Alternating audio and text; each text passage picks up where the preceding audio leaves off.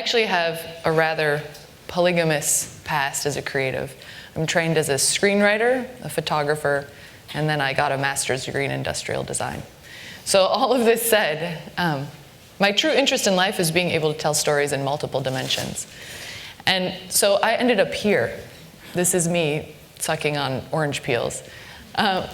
Because food for me really became this dimension which had the most robust power to tell stories. It was a space where you didn't just have language, you didn't just have sight, you had actually all of your 5 senses involved. So I practice very plurally, and today I'm actually just going to focus on one project that I've done. And I'm going to tell you a story, obviously, but it just happens to be a love story, which we could all use probably. And it starts here. So this is actually a drawing that I made almost 30 years ago. And at that time, I wanted to be a writer. I also think I wanted to be a florist and a tap dancer, and I dressed up as Teddy Roosevelt for Halloween too once. But here I asked my dad, I said, what makes for a good story? And he said, well, every good story has a beginning, a middle, and an end. Super clear. Oh, and it also has a subplot. Okay. Easy. So I went away and I came back with this. And what you see is, my dad was also a picture framer, so he framed all of this for me. With plaques, yes. And so what it says is it says 2 people met on the stairs, they had dinner together, then they married. Super easy. And if we zoom in a little bit more, what you also see are that there are 2 mice that are acting out the same story as the humans. So that's the subplot. It's the story that happens under the story. So you should take that into all of your strategic meetings now. But really what that says is that from a very early age, I had a firm belief that food, relationships, and narratives were intertwined. And this is nothing new. Since the beginning of man, and I guess now we have evidence that it works for mice too, this is how we build culture. We build culture through telling stories. And the dinner table is one of the most powerful spaces to create those stories and to exchange those stories. Because we're not just talking, we're also feeling in these spaces. Now, that is something that I've actually always been really interested in. I grew up in Joliet, Illinois, to a French mother and an American father. And we would go back and forth. I would spend my school years in America and summertime in France. And so my personal identity and my cultural identity became very intertwined. And as I started questioning who I was, I also started to question what culture was. And the biggest difference that I found was in how people either gathered around a table or did not gather around a table to eat, whether food was packaged or prepared. And these behaviors seem to lay the foundation for every other consumption behavior in those societies. How cars were consumed, how economies were consumed, how education was consumed. How people ate was how they behaved.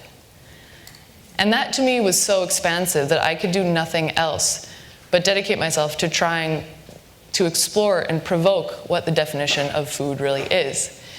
To reveal that it's not just a singular ingredient. That it really is this multiplicity of ecosystems that come together, that intertwine history, feelings, psychology, physicality, right?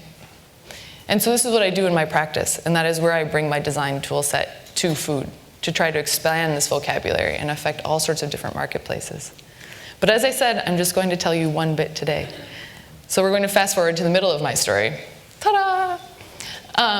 And about 2 years ago, I was approached by the Museum of Sex, given this interest that I have in food, to research aphrodisiacs for an exhibit that they were putting together at the time, which actually now is becoming a bar, which we should all go to in May.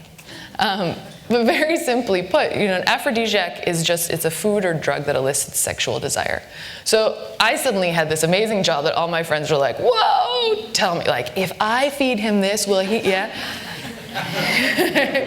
No. It doesn't work. Oh no, I'm so sorry. But I know, you really wish it did. But as I combed through so much research, so many years and years and years of history all around foods that we believe will make us desirable or make others desire us, Really what I found is that there's no scientific proof to it, right? You can eat an oyster in the hopes of getting that, right? Casanova did it. He ate over like 100 oysters a day, myths say, right? And we continue to do that. And why do we continue to do that? Well, you know, zinc is really good for your stamina and your sexual health, but really you'd have to eat like even way more than Casanova to have any true effect. But what does affect us is the story that goes into that, right? It is the myth making. But I think the exceptional thing with food is that it also has to do with the design of the vehicle for that story. You look at the oyster, and this is the greatest of all aphrodisiacs. Why? Why? Because I hate to say it, but it looks like female genitalia. Kind of smells like it, feels like it, even sounds like it, right? Oh man, it is experience. We can hit you over the head with it now, you know? And when we attach story to physical touch points like this, it becomes that much more profound, you know? And that's how throughout all these years, we still have these codifications of these myths that are from basically the fall of the Roman Empire, you know? And we're still telling stories about Casanova and Montezuma in today's day and age, believing that this is how we're going to seduce someone. You know, it's kind of strange. It's like trying to woo with Beowulf as a primer. Like, that's beyond me. So given this bafflement, I decided to set out and retell the story of Aphrodisia in modern language. And so, along with my co-editor, a woman named Caroline Boisseau, and a French publisher, Hervé Chopin, we asked 15 different chefs and mixologists from around the world to contribute their definitions of desire. And the result of that was a project that I worked on last year. I photographed the entire book, I designed the entire book and wrote it. It truly was a labor of love. And the result of it is this. It's called the Love Food Book, and if you speak French, you know that Le Libertinage Gourmand is quite salacious as a subtitle. But what it does is it explores these dimensions of desire, but I chose to call it love. Trying to communicate that desire is not a singular ingredient, that it really is the coming together of multiple parts. And that, I believe, is something that is closer to love than anything else. So I want to share with you a few of these stories today. Yes, this is my favorite. And this comes to us from Belgium. It's a chef named Kobe Desramults. He's Flemish, and he has a restaurant called In de Wolf. And when I asked Kobe what love meant to him, he said this. Pigeons, like any New Yorker, opposite reaction. No. What Kobe said, he said, you know, when I was little, I was growing up in this farm. And he actually cooks in the farm that he grew up in. He transformed it into a restaurant, an amazing restaurant. And he said, and I had these 2 pigeons here, and they were my best friends. And I would feed them, and I would play with them. And every day, we would see each other. And one day, my mother came up to me, and she said, Kobe, we have to kill the pigeons. And he said, why? And she said, because we have to eat. So his first definition of love was sacrifice. And that's something that goes beyond Belgium. It's quite a universal definition in many places in the world. And Kobe, to this day, serves this dish on his menu. And it is pigeon. And he stuffs these pigeons with hay, and he lets them ferment for 2 weeks. And what happens is that the meat kind of deconstructs, right? It becomes softer, more tender, but also a little bitter. Then he cooks them in hay butter, right? So with the bitterness, we now have a sweetness. And if you put this in your mouth and you taste it, it's the most amazing experience. It is a physical expression of this man's emotion. It is a bittersweet taste of survival. And it's one of the most incredible experiences that I think food can offer. I then came back to the United States, and I went to Chicago, to Moto Restaurant, one of the great molecular gastronomy meccas in the US. And Richard Farina there told me that love was about discovery, and he made this. Now this is a vegan dish served on a log. And you go through it and you have to like pick it all apart, you know? It's tiny, tiny, tiny. You're going through like microgreens and dehydrated peas and these little scones, these little root vegetables. And with all of this minutia, you're discovering joy and delight in the details.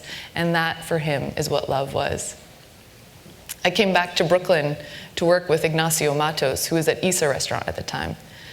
And Ignacio said that love for him was his craft, was cooking. And for him, it was about boundaries. Why? because it was an ability for him to transform this into this. And if you ever had the joy of tasting this amazing steak tartare at Isa, whew, blessed are you. It's amazing. So you have this incredible meat here, obviously, and then you have next to it a rye and flaxseed kind of dirt, he calls it, along with creme fraiche and a juniper berry. You mix this thing together and it's like a bajaba woo of texture and flavor. Oh. But what was more important for Ignacio is that for him this was love, this is his craft. But in order to share it with you, he needs to be able to train his staff, everyone, to be able to reproduce this. So he created molds, right? So anyone at any skill level can reproduce this and therefore reproduce his love. Also in New York, a very romantic story, Robert Truitt, who's a great pastry chef, and he right now is at the head of Michael White's empire. And Bob and I have been friends for a long time, and he recently got married to a woman named Monica. Monica is from Mexico. And Monica has introduced him and his pastry palette to a whole realm of new ingredients. And he was greatly inspired by a dish that they had in Mexico, which was a lime drink served with pepitas, crickets, garlic, and sea salt. And so what Bob did is he transformed this thing that often in the Western world we would look at bugs, and he made it into this incredibly seductive dessert, in the same way that his relationship with his wife has sort of seduced him into a new level. Also in Brooklyn, Pamela Young, who is the pastry chef at Isa, in a totally different realm said, zzz, that's what love is, electricity. It's this combination of taste, of colors, of textures, all of these things that kind of come together and explode inside of you. And she made this. It is a dessert made with roasted celery root puree. And you can see the design of this very clearly, right? It is electricity. And it's served alongside a lemon granita with candied blood orange, red wine reduction, and a little bit of espresso dusted over the top. You really do feel electric when you put it in your mouth. In Chicago, pastry chef Ben Roche actually made me a cocktail, and it was this. So when I shot it, yeah, it looks huge on screen. It's this big, it's so small. And it's a gin jelly. And you put this thing in your mouth and what was solid becomes liquid. And this little berry that you think is a strawberry, or an albino strawberry at that, is called a pine berry. And if you've ever had one, it tastes like bubble gum. So it's all of this transformation. What you see is not what you get in love. I then flew to Paris to work with Rob McCarty, the bartender at David Lynch's club, the Silencio. And Rob said something that is probably true for all of us who have ever experienced love, is that it actually also is suffering, right? And this is how Rob expressed it in a bloody yoshi. This is tomato sake with yuzu juice, tomato juice, and wasabi. This thing just hits you, and yeah, it's painful, but oh so good. And I'll leave you with this. This is from a mixologist here in New York, Martine Smith-Matheson. And Martine is half Finnish and half Portuguese, like a paradox of a human, right? And so for Martine, the thing is this. He said, you know, I'm a mixologist. I was also trained as a painter. With each of these recipes, I also worked with the chefs, and we made these gesture drawings to illustrate their creative process throughout this. And this was Martine's. And he said, for me, what love is it is a bodily experience. It is this combination of flavors, of textures, of colors, of cultures, everything coming together. And what came out of it was this. This is the most intense cocktail ever. It has cachaça in it, bee pollen, rose petals, dehydrated shiso leaf with molasses, flamed anise seed, you know, unbelievable. And it's incredible. And somehow the mastery of this person's skill and craft has brought it all together to actually feel like this when you swallow. So each of these things that today I've shared with you is just that. It's a story. It's a simple personal expression of one person's desire, right? And they pale in comparison to actually feeling them and putting them in your mouth. And I think that's what I want to leave you all with, is if anything, food is not a calorie. It is an experience. And for all of us today, as we work in this world, as we work in this space which demands experience above all, more and more and more, if we can just think about food as this kind of a space and realize that it is a feeling, and that feelings are experiences. We do not feel things only here or only here. We feel things here, right? This is my face smashed against a plate. And for my entire life, this is how I've learned, and this is how I've felt things, and these are the experiences. We have bodily stimulations. We are humans, and this is something that we must demand of ourselves as we move forward into a digital space. Because yes, the hand is the instrument of the mind, but our senses are the instrument of our heart. And hearts are how we change lives, right? And I will leave you with just this, because what you don't know is that this little drawing here is actually, this was the drawing of how my parents met. My dad had gone on this epic journey to walk from Illinois to South Dakota to find himself, and my mom was opening a Montessori school in Joliet, Illinois. And they met on Thanksgiving. And my dad walked down the stairs, and my mom walked up the stairs. My dad sat down next to my mom and told her how to make tomato preserves, and she stayed, and she never went back to France. And she is also here today.